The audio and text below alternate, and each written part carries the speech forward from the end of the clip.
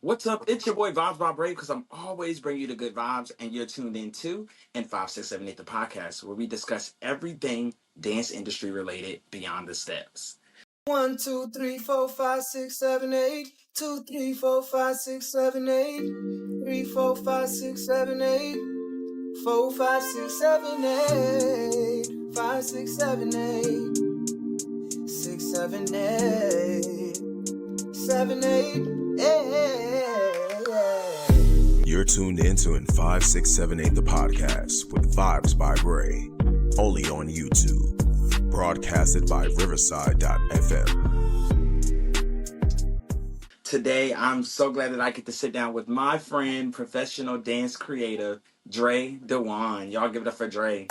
What's good? What's going on? How you feeling today? I'm good. How you doing?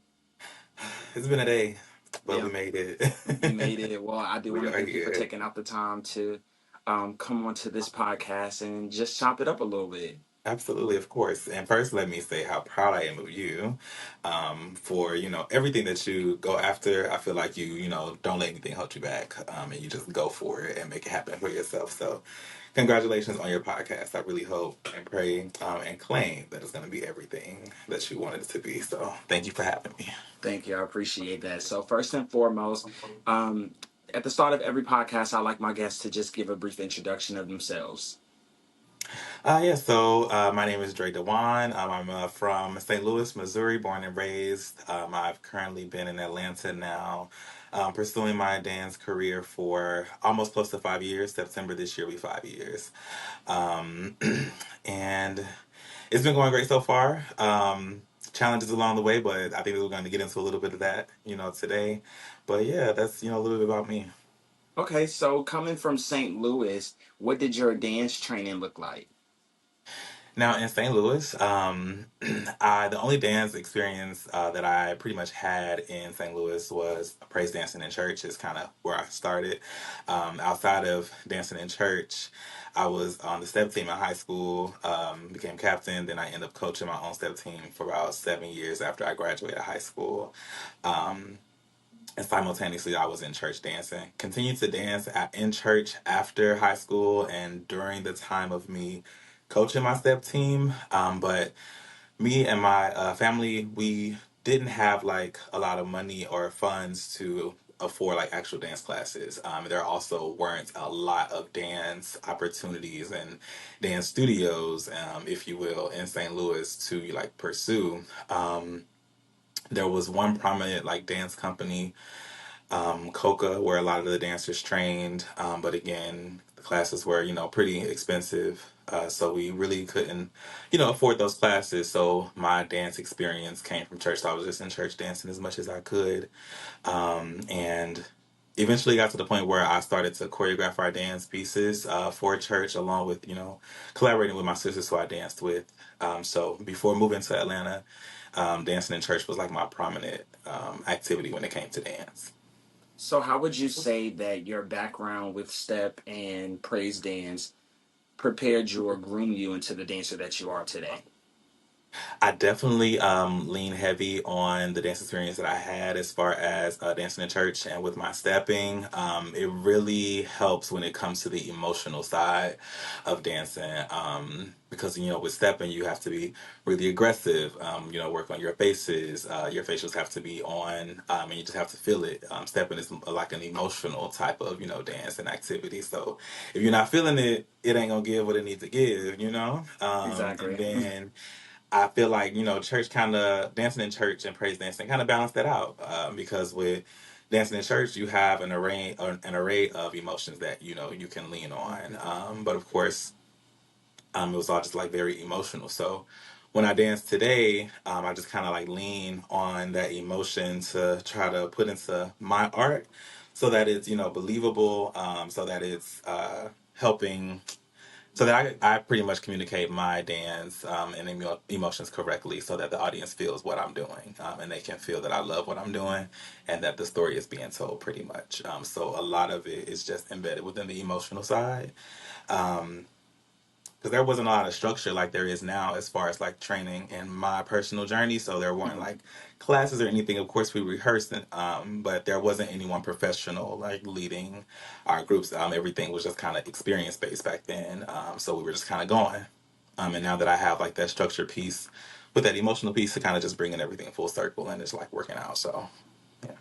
Okay, that's cool. So, what ultimately made you decide to one, leave St. Louis, and two, choose Atlanta? So, funny enough, Atlanta actually wasn't on my places to actually move to when I decided that it was time for me to like leave St. Louis. I actually had three other cities. I think I thought about Texas, DC, Virginia Beach was like my top three, and Charlotte. And I kind of made a choice to kind of go visit each city to see which one I liked the most. But I ended up here in Atlanta because financially it was the best decision to make for me. Was I had family here that I could rely on that could help me out. You know, once I got here, before I was able to, you know, settle and get my feet just kind of stable. But what brought me to Atlanta ultimately, initially wasn't dance. I actually came down to help my sister off of her last year of high school. She was, they were having a little bit of issues in high school, like with bullies and just different things like that. So I kind of came down to help them through their last journey, get them off to college, and then I knew that I always wanted to dance. You know, like that clip off of Sister Act 2 when she was like, if you wake up in the morning, all you can think about is singing, you're supposed to be a singer. Like, that's what it was for Exactly. me. Yep. Like, I literally would just like wake up knowing that all I wanted to do was like dance. So once I actually got here, I knew that there were like a lot of opportunities, and it was just like waiting for me to go after them. So once I was able to finish getting my sister taken care of, I said it was now time to do all the things that I wanted to do for me. And so that's when I decided to go ahead and start training here in Atlanta. Um, and I started training down at area dance studios with mostly with Lamonte Ponder, who's amazing. Shout out to Monte. And that's kind of where my journey started. And so it's kind of just been taking off ever since then. So, what other kind of classes have you taken in Atlanta to help with your training? So in the beginning, starting off training with Monte, I feel like was it almost felt like it was meant to be. I was in a space where I wanted a certain like lifestyle. I wanted a dancer's lifestyle. Like I wanted a class schedule. I wanted, you know, to be going to the gym, eating healthy, and so I had to change my surroundings. And so what I did was I kind of just first went to my Instagram and I unfollowed just a bunch of unnecessary stuff that I was following. Mostly it was just like boys, but and then I just started following dancers, and that's how I found Monte. I found Monte from Lyric London's page, but funny enough, once I started just like looking at Monte's page, the things that he would talk about, as far as connecting with yourself as a dancer, I feel like those were the things that I would need to hear like at that time, and it led me to start taking his class first.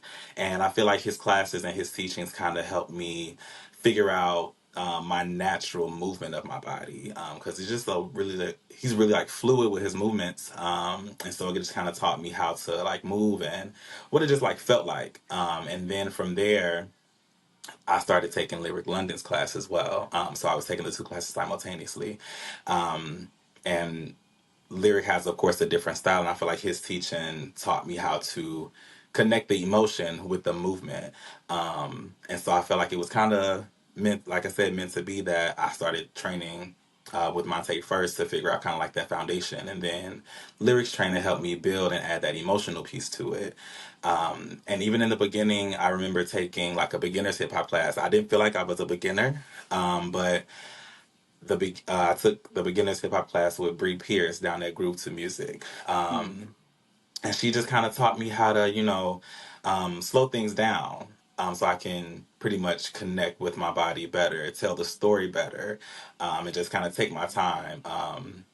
And so that beginner's class, which I feel like, even though again I didn't feel like a beginner, it still helped me create that foundation for my movement, my personal movement. And from there, it was just adding different pockets to my training just so that I could, you know, be a better dancer all around. So I took a couple classes with, Chris Lucky. I also took a couple classes under Anthony Marquise, Kiosh. And they just kind of helped me find out different pockets and different movements, and it all just added to the overall dancer that I am today. And we all know, as far as like the journey when it comes to dance, it's like it's nothing that stops. You always are a student.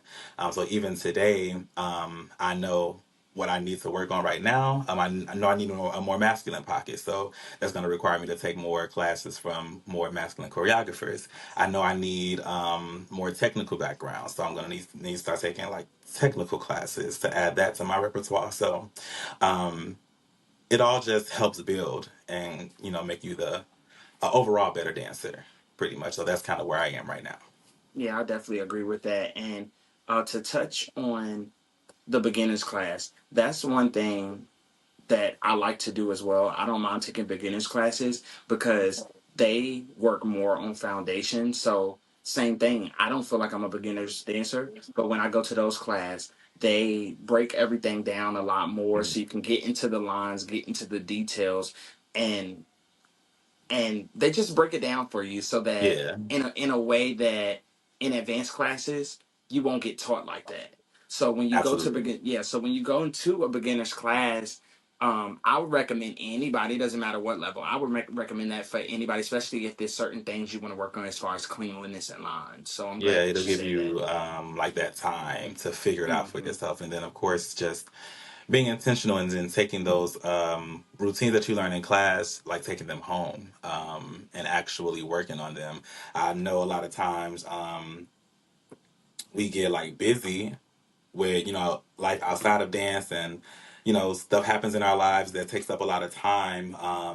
But when you're in class and you hear your choreographer say, it doesn't just stop here, like take it home, like that really does work. I remember going to Lamonte's class, and I was taking his class every Monday and Tuesday. On Monday, I was doing him first, Monte at Groove, and then we would drive over to area and train on the lyric for his like weekly hip hop class. And then Monte also taught on Tuesdays at area, so we would take his class, and then I think Kiosk taught on like Wednesdays. It was like I had a whole schedule, and what me and my friends would do was we would like after the Monday and Tuesday night classes, we would go to my house and literally like just dance all night over the material that we had learned that Monday and Tuesday. And it was usually about 2 to 3 routines, and we would just break them down, figure out what it felt like, figure out how our placement needed to be, weight changes, and just dancing sometimes to 3, 4 in the morning.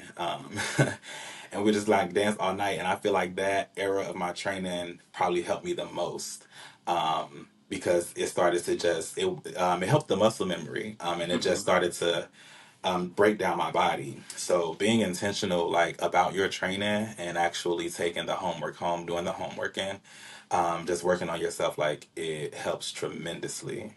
Absolutely. So it seems that you have like a network of dance friends or a dance circle that you can depend on, or just to dance, get some steps out, continue to practice, go over like steps from classes. So how can you talk a little about your dance circle and how that helps you today? Absolutely. I feel like with me, a lot of what I do, not it depends on, but I'm a person who loves my community like around me. Hmm. Cause life is hard.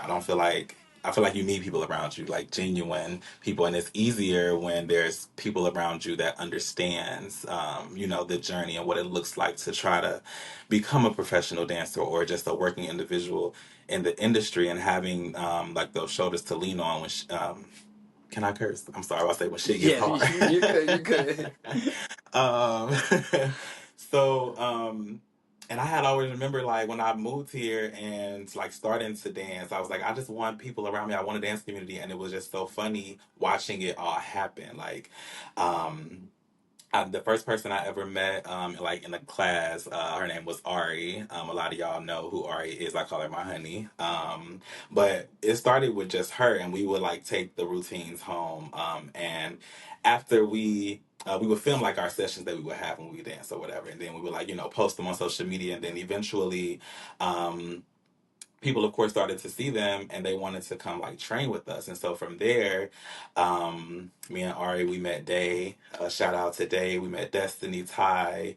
And then eventually, as I started to get into my own lane as far as creating my own dance projects, it allowed me to reach out to other dancers who I started to kind of just like build relationships with. And one of my favorite things to do is to create, and I love to create with people that I can call my friends. It just makes the process a lot easier because they genuinely support me. And, you know, a lot of times, as hard as we work, I would love to have been able to, you know, compensate my friends for, you know, dancing with me and being a part of like my projects and things. But unfortunately, I don't have, you know, the resources to do that. But because we do have that genuine connection, they show up for me and I do my best to show up for them in return. Um, so having that dance community around me and being able to also have that personal connection with my friends, it helps me, you know, stay grounded. That's like my foundation. So like my dance circle kind of is like what holds me up. So I appreciate y'all. Hell yeah. Now, being that this industry, it's so cutthroat and sometimes it's a scary industry to work in. Having that network around you of people who share common interests or people that you can depend on, people that you can trust around you is definitely important. Because we have those days where we doubt ourselves or doubt our journey or doubt what the path is supposed to look like. So it's just super dope to be surrounded around people that we can call friends, people that we can call family, that believe in our vision and that takes Absolutely. this dance shit as serious as we do, you know? Absolutely. I agree 100%. Yes. So we have a new segment as a part of the podcast called Rapid Fire, where I have a list of questions that I created, all dance related. I'm going to ask you these questions and then you just got to answer. No thinking, no explanation. Okay. You ready? I think let's go. Alrighty. What's your favorite genre of dance? Hip hop. Most memorable dance performance you've seen? Beyonce, the halftime performance, her halftime show. Your favorite song to dance to? Um, there's so many that's so hard. Damaged by Danity Kane's the first thing that came to That's a mind. good one. Favorite choreographer? um, Lyric London. Favorite Michael Jackson video? Bad. What's your signature move? And you got to do it on camera. Oh, you try that. So for me, I'm not a twerker, so I like make fun of myself, and I do this thing where I just like shake a little leg, and Shake a then little that is leg. it. That's all you get, and you only get 5 seconds. Favorite choreography from Sean Bankhead? Ooh, all right by Victoria Monet, the new one, yes, let's get you with Okay. that. Do you have any pre-performance rituals? Yes. So as I'm headed to my shows, wherever I'm going, I take the last 10 minutes of my job to like turn the music down, and I just kind of have a conversation with God. I thank Him for allowing me to be able to have these moments, because there was of course, a point in time where I wasn't dancing at all due to what we talked about previously. So being able to do that now, I just kind of spend that time with Him. Okay. Do you prefer morning practice or night practice? Night. And last one, favorite dance partner? Oh, the first person that came to my head was Ty, because we just did my last visual and we ate it Okay. up. Okay, cool, cool, cool. Now, I do want to go back and talk a little bit more about your training. So, you are actually right now a member of the House of London. Can you talk about Yes, that experience? absolutely. So I'm a very proud member of the House of London. We all know, how serious lyrics takes, like his training and his teachings and how much he pours into us. Being a part of the House of London has been like so rewarding, just growth wise. Honestly, with my schedule outside of dancing, like my job is very demanding, so it takes a lot of my time. So honestly, I don't have a lot of time right now to pour into an actual schedule and consistent classes. So meeting with the House of London on when we meet every Wednesday has been my sole training. But I feel like we as hard as we work and as hard as he pushes us for me right now my goals it's definitely giving me enough training because no matter how long or how long I've been training under him he's still like my hardest class, my hardest teacher. It's always going to be a push, and we're always going to grow, but how quickly you grow, of course, is up to the dancer. But he definitely makes sure that we know exactly what we need to work on. We get personalized, notes.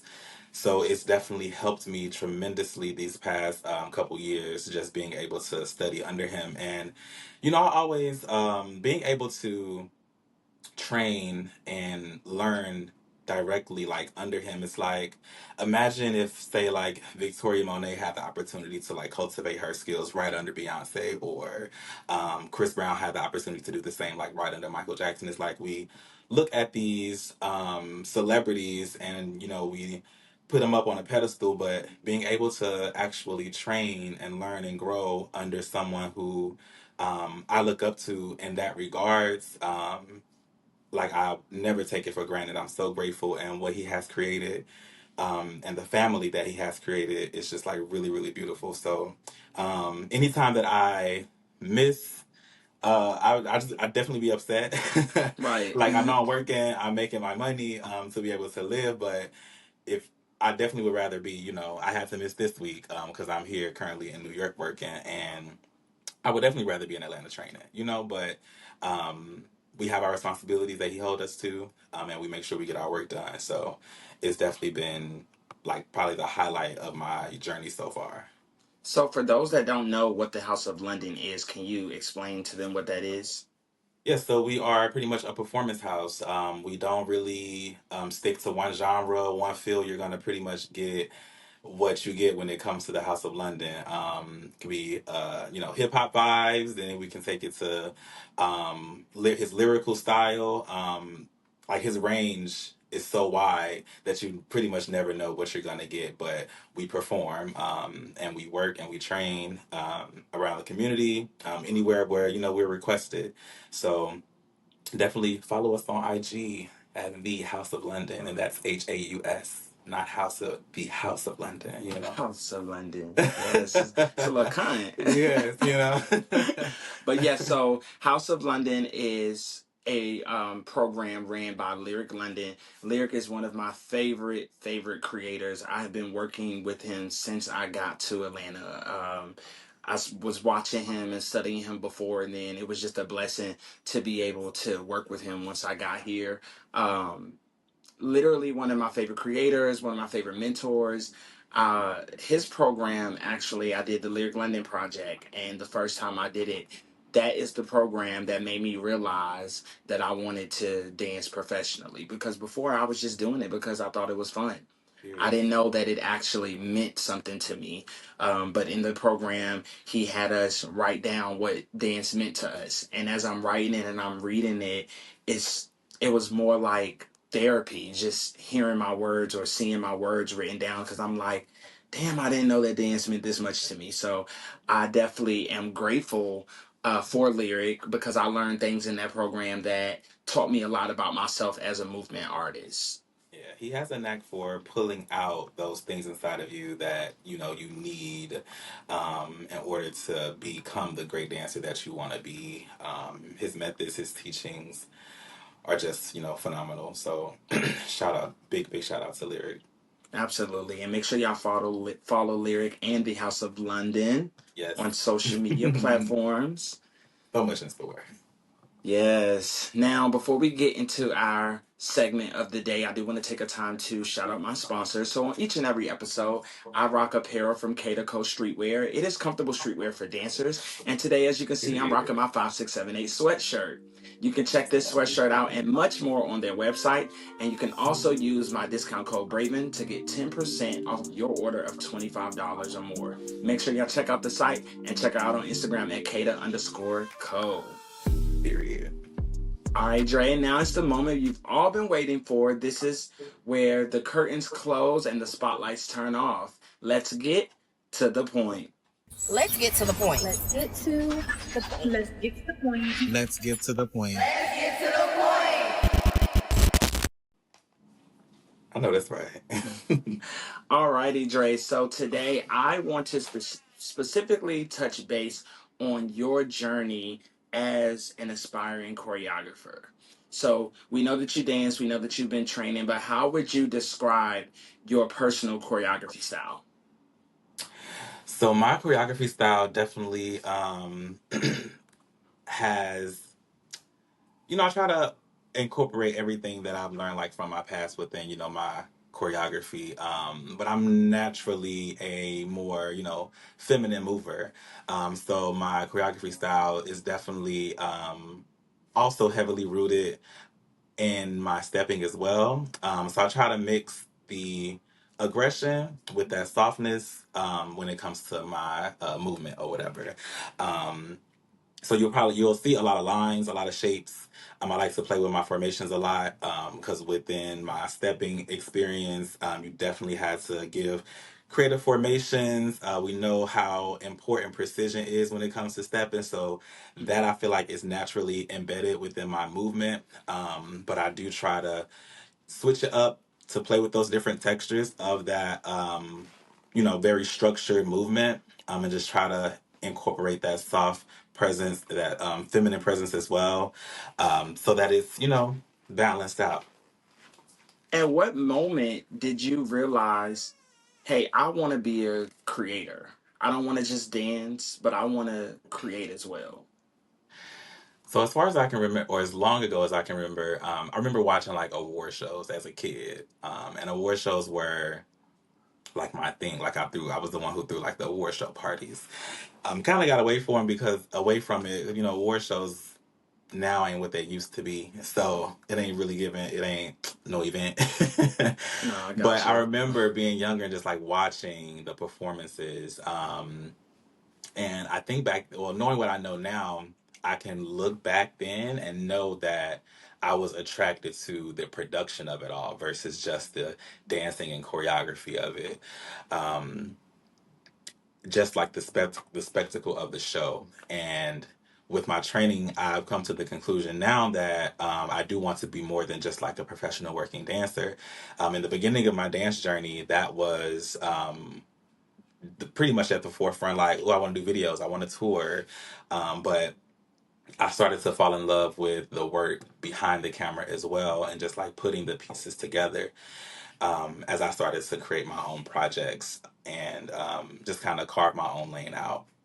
So when I could remember being a child, and that's when I knew that I wanted to be a creative. It wasn't until I started training now, as far as, and it wasn't until I started training now that I figured out what type of creative. So I definitely want to go in the route of being more of like a director. And I guess mainly you could say like music videos. Mhm. Um, that's kind of the direction that I shoot my projects from. Is like, how would this look if it was a music video? And that's how I start to, like create. And so I think that's where I'm headed as far as like my actual career. Okay, so as you navigate through that journey, what are some challenges that you faced as an aspiring choreographer? So for me, it was very, because when I started dancing, I really didn't have like I said, like we know at this point, I didn't have a lot of experience. So I didn't start to actually like train and study. And I didn't have a lot of education or knowledge regarding, the industry or how to put something together. before I started training here in Atlanta. So as I was training, I noticed that a lot of my choreography, in my mind, started to look like a lot of the dancers and a lot of the teachers that I was, dancing under. And so for me, it was difficult to create and carve out my own style because I didn't want to. Of course, we know that you can be inspired by someone, but I didn't want my movement to look exactly like, Lyrics or Montes or anybody else that I was, training under or that I look up to. So it was hard for me to start to create and put my own pocket on it. So that was really difficult for me. And now where I am in this very moment, it's been difficult to carve out that time to actually pour into my, creating. Um, because I've at this point I've put out 3 dance visuals and I've been training now for 5 years. In the beginning, when I started to when I knew that I wanted to be a creator and create my own projects, I had in my mind, oh, I'm gonna put out so many projects a year, but the shit is hard and it's really really expensive as well. So you have to. It's been like hard juggling the two, and it kind of led me to make the decision I recently made, which was focus more on my current finances because we know life is expensive. Yeah, it is for Everything is sure. expensive these days, so it's like the past couple years, when it came to like my last 2 projects, for example, I was in a space where I was pulling on both ends, paying for projects in the midst of also trying to work, to not only pay for these projects, but also how to make enough money to pay my bills. Because I'm not trying to, be. I pretty much being stable is very important to me. So I'm taking a step back from pouring everything into the dance part of my life, to get my finances in order. So that way, once I am in a position to where I can fund my projects exactly when I want. So I'm not trying. I want to be able to stop funding my projects as I'm creating my projects, if that makes sense. You want to be able to So have that money already set aside to be able yes. to just go for it. And that way I can create when I want to create and create what I want to create without having to starve out my audience, if you will, because I Hmm. don't like my last project, Perfect Lover, was a part two to my first solo project, which was Money. But there was such a long gap between the 2 projects that I had a fear like my audience, forgot about Money. In a world with like social media today, it's like we're so programmed now to, see something and then forget about it. So I was like, I gotta get this next project that I gotta get it out, I gotta get it out. But being in that space, it taught me everything happens on God's time and not yours. Hmm. And when I think and look back at those 2 projects, had they come out when I wanted them to come out, they wouldn't be the projects that they are. I had things that I had to go through in order to, create. There was things that I had to learn about myself, learn about my teaching style, my dancing style, just like a lot of inner work that I had to do that couldn't have been rushed if I wanted to create the best projects, that I wanted to create. And I feel like that's what happened. So even though there was like that long stint before, before the project, came out, I feel like it happened just as it should. But it was hard for me to wrap my head around creating and thinking that way because I wanted them to come out when I wanted them to. And you kind of got to just like let life happen. As you pay attention to your lessons, to your story, you're intentional about the way you live, the choices you make, and everything else will follow just as it should. And I had to like sit back and learn that within that process. So that's definitely taught me a lot. Yeah, I think I'm in that space where I have been learning that as well. And so you mentioned that you're taking time to focus on your finances. What does your balance between your professional life and your dance career life? How is that balance working for you? So right now, it's actually going pretty well because I've aligned my life with my goals. I made my goals a lot more realistic, to Hmm. align with what my life looks like right now. So for me, that means working. So I travel for work, um, and so I'm constantly like just out of town lately. for work. But that's also the great thing about being in the House of London as well, is the standards that he hold us to is given, like, if this is what you really want, if this is what you say you want, you have to, whatever else you got going on, you got to make it work, within your situation. And that being in the house, it looks like if I'm, missing rehearsal, if I'm missing our sessions, he still expects us to, learn the material and grasp it, before the next time he sees us. And if you don't, it's a chop. But not really a chop, but you But gonna, no, I definitely yeah, like that expectation because it forces you to be a smart dancer. Because yeah, if yeah, you're not in rehearsal, yeah, you should be looking at this. But this generation, and I've said this a lot, this generation isn't motivated to do that on their own. yeah, So I'm glad that that's something that he's instilling into the dancers. Um, he's always had a way of just creating a culture inside of not just House of London, but all avenues that he does. Lyric London Project, House of London. Even when he's teaching, he has a certain way that he cultivates the dance community, and I just love that he's bringing back some of those values that used to be more so heavily implemented within the industry, or not just the industry, but absolutely, even in the Atlanta community overall. absolutely. And having those expectations on us, like for me, as yeah, I'm traveling, but I'm also in my hotel rooms dancing because I have to Hmm. learn this choreography. Um, so my situation, even though I'm putting my finances in, getting my money like together on this side, there's still enough training going on for me, for my goals currently, with the dancing that I am doing, that it balances out for me. So for me to try to, say, go after all of these auditions and trying to go book tours and things, I will overwhelm myself, trying to do that, knowing that I have this busy schedule over here. So that's what I'm not doing right now for the sake of my mental stability and my emotional health. So it's recognizing, when you have to make tough decisions. Yes, I would love to be dancing more, but if I ultimately want to get to a point where I'm comfortable and I can dance and create on a regular basis like I want to, I gotta get my money together. So that means right now my life has to look a little different. So I have to create, systems for myself and habits for myself where I'm getting enough, training and enough dancing in to satisfy that part of my being, but I'm also handling my business to make sure that my finances are, always leveled as well. As you should. Now, speaking of creating, you have three visuals out.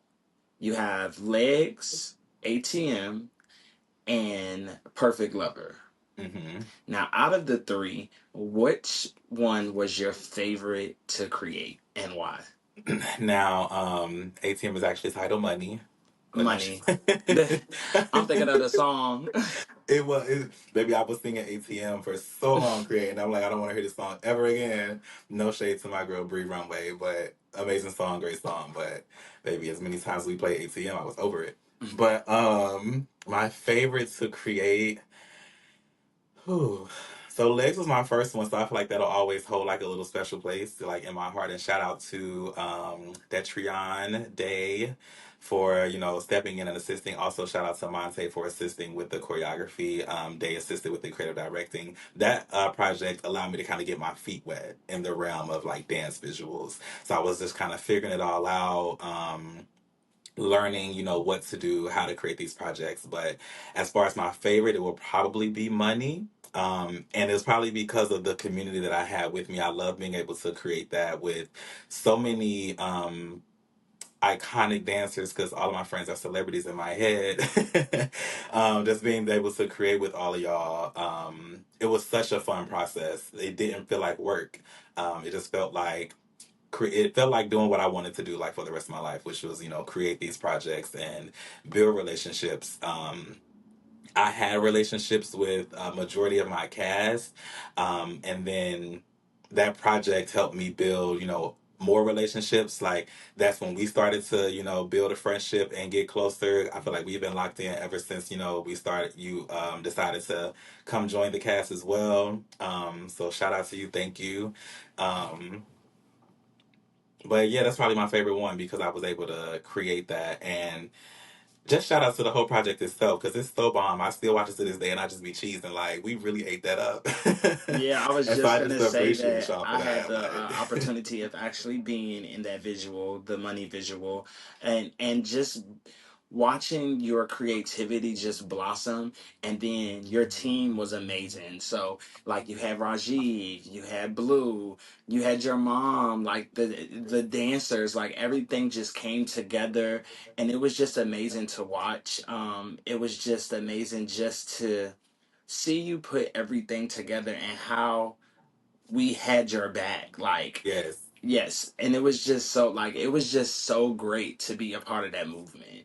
Like y'all really pulled up for me, and yeah, I mean, I was, and I people say like I wear it well, but I was stressed like the whole time. So I'm like, this is my first time like doing this by myself, like where everything is like falling on your shoulders, and that's a different kind of pressure. Hmm. It's like you have to not only because you included this entire cast and entire team from the dancers to the videographer to your production assistants. Everything is kind of in your hands. So when you decide to take on like that mantle, you have to show up for the people that you involved within the project.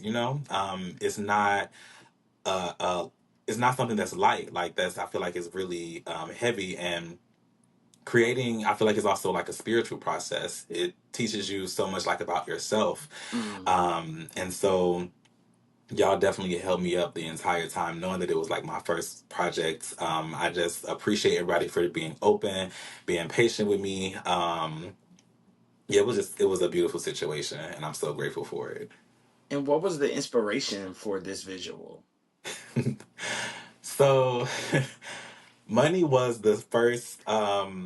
Money was the like chapter one of the story that I'm telling.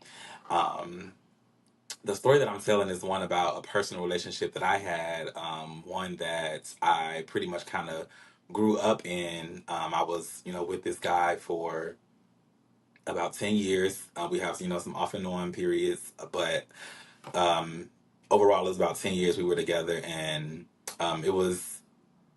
I'm not gonna say it was rough. I mean, it definitely was rough, but I don't want to make it seem like it was, just so hard over 10 years. Like it was hard. Why you stay 10 years? But you know how shit be when you're in relationships, and so I know I wanted to. That relationship taught me so much about myself that I felt led to, and I went through so much. I felt led to, tell that story because I felt like, moving here and started to train. I was meeting all these people, but I'm like, I don't feel like people know who Dre is or really know a lot about me. 'Cause I am a private person, but I feel like this was the perfect opportunity to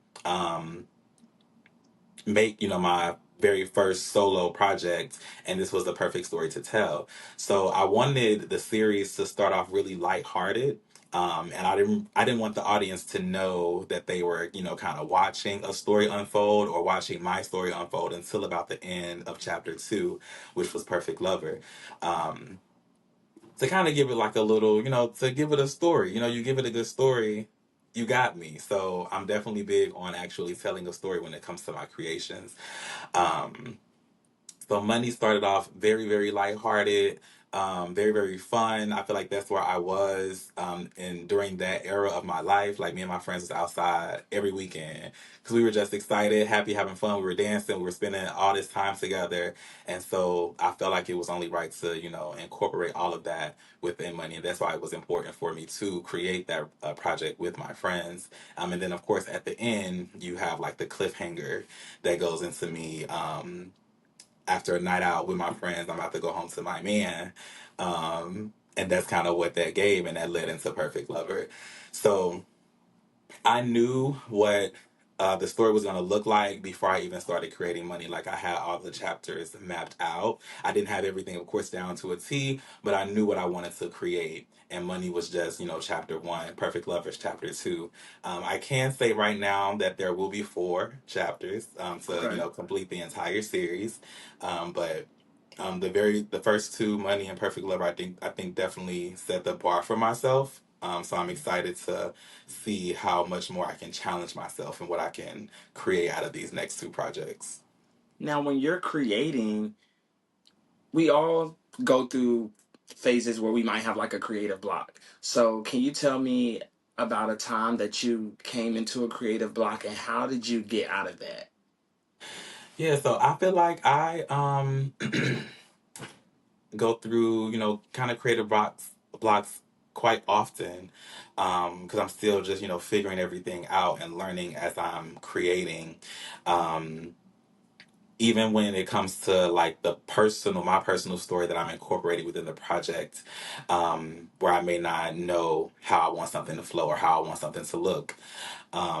But for me, I'm a person that goes off of energy. I'm a person that goes off of like life experiences as I'm creating. So I don't get into a mode where I just kind of like get stuck. If I'm stuck, I just kind of like, sit it down for a minute because it's probably a moment. It probably means I've been working on it and thinking about it like for too long and I need like a little mental break.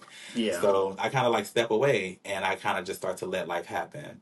And ultimately, what has happened thus far is my life experiences that I might see something or hear something or go to an event or be in class, or go through something personal that will lead me to, that next like aha moment. Like this is what I needed. I needed to go through this to complete this story. So I kind Hmm. of just like let life happen, to be honest. I've been a very like structured person where I had to know every detail before I do something, and these past couple years has kind of like let me become just a more freeing kind of, just go with the flow kind of person. Like I like to let life happen, and I like to pay attention to what happens, how I can learn from it, how it makes me a better person, and I incorporate that within my projects, so that they are just like that much more personal to me, and more fulfilling to me when I create them. When you create from having like a story or wanting to share a background, or when people are watching visuals, you always want it to be something that means so much to you that when people are watching it, we can feel you through it. And that's my favorite thing about creating. Because like when you do it from the heart, those make those are when the best product comes out of you. Yes. Yes. So, and that's literally one of my favorite things about creating. And I can say just from when I talk to you about your projects, or even when I look at your projects, I can see the passion behind it. I can see the story. And I just want to say good luck and congratulations to you, and keep I going, appreciate because you that. do put out some really great work. Thank you, and I appreciate you. I appreciate that because there are times where I doubt myself and I doubt Mm, my abilities. Like I'm pretty sure it's kind of something that we all do, but I feel like as long as you are you know intentional, I know I keep saying that word, so it's been very important for me to remain intentional throughout mm, my journey. Because it just kind of helped me make the best choices when it comes to like my personal life as well as my dance life, like the choice I'm in now, where I make the choice to focus on my, money versus the actual dance part. And it mm. makes it like that much more enjoyable. Um, and I can say that the next project, it definitely, I want to go in a more artistic direction versus the more narrative direction that I've been on. It's still going to continue the story, but I kind of want to challenge myself. Um, to just dig a little deeper. So it is going to be a more emotional kind of piece. So I can give that much of a sneak peek into the next chapter, if you will. Okay. Now, you've been in Atlanta for the last 5 years. Mhm. You've created networks, you've been in class, you've been training, been in mentorships. What do you want your legacy as Dre Dejuan to be as a choreographer? I'm in a space where I am being like very like selfish right now. Hmm. I feel like we have to have those moments. A lot of my life, I just gave, and gave. I gave to people who didn't deserve it, to situations that didn't deserve it. And now I'm just kind of like giving to myself. So I'm in a space where I'm only kind of focused on creating my like own work, just like for me. And so my legacy, I want, for one, as I look at like my first three projects, I'm still like, I really set the bar high for myself, starting off as like, I feel like a up and coming creative. And so I want my audience to be able to look at my work from when I started and from whenever I end, and just be able to, like you said, see the hard work, the dedication, and just the love that I have for what I do. And I want to just keep raising the bar for myself, to be completely honest, so that I can produce the best work. I had some opportunities where I was able to, step in and create for other artists. I don't feel like right now that's my lane at this current moment in my journey. So I'm really just focused on self. But eventually, and I feel like in order to be successful, of course, you do have to create meaningful relationships. You do have to collaborate with other creatives. So there will be a point where I would love to create these, productions for other artists and assist with, their journey, and that of course be a part of my legacy as well. So I'm just kind of taking it, a day at a time, but I am focused on like my own work at the moment, until I, finish out my series and whatever else I see for myself. And then once it's time for me to start, venturing into that collaboration piece when it comes to creating for others, then I'll get there. And it'll all just, build a great legacy. Absolutely. And that's such a beautiful thing, man. Like, and it's just so inspiring to hear. And especially that you use the word intentional a lot, and I love that because a lot of the times, just in general, we don't have intentions about the way we train, about how we're attacking our goals. And I just hope that someone takes something from that, because that's very important, to be intentional, because you can't just say like, oh, I want to be a dancer, but you're not being intentional about what kind of dancer that you want to be. Absolutely. Do you have any final words of wisdom or advice for anybody that might be out here, another aspiring choreographer as well? Absolutely. Like follow your heart, and I feel like we get to these moments and the things that we say, can sound so cliche, but it really is true. Whatever it is like inside of you that you feel like it's calling or pulling at you, don't let fear stop you from going after it.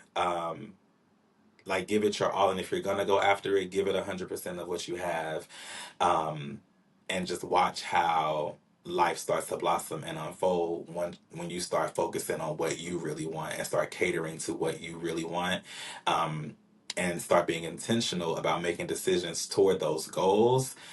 Like you can't lose anytime you bet on yourself. It's never going to be a bad thing, so that's what I would say, because in my experience it wasn't until I started actually training. I remember like making sending Monte that first email. I remember I was probably lurking on his page for like 2 months because I was scared Mm, of taking like a dance class. It had been so long since I had danced. It had got to a point where I'm like, bitch, do I still know how to dance? And it was to a point where I had people in my life who didn't even know I could dance.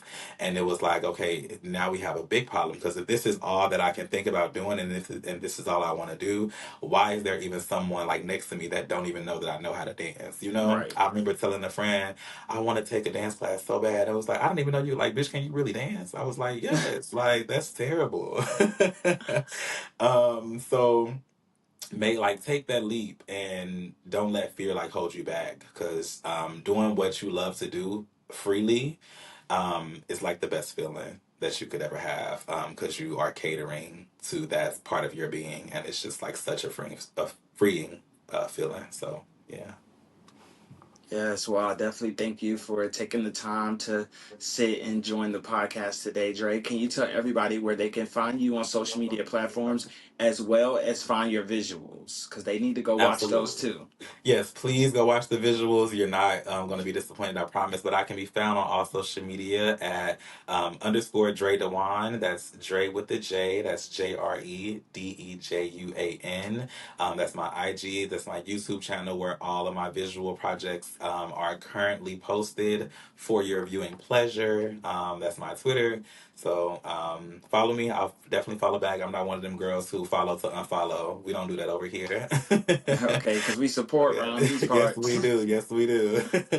Well, that concludes this episode of In 5678 the podcast. It's your boy Vibes by Bray. Please be sure to follow me on all social media platforms at Vibes by Bray, and stay updated on all of our latest episodes at In 5678 podcast. Once again, Shout out to Felicity Digital Lab, Cater Code Streetwear for Dancers, and Rager Worldwide LLC.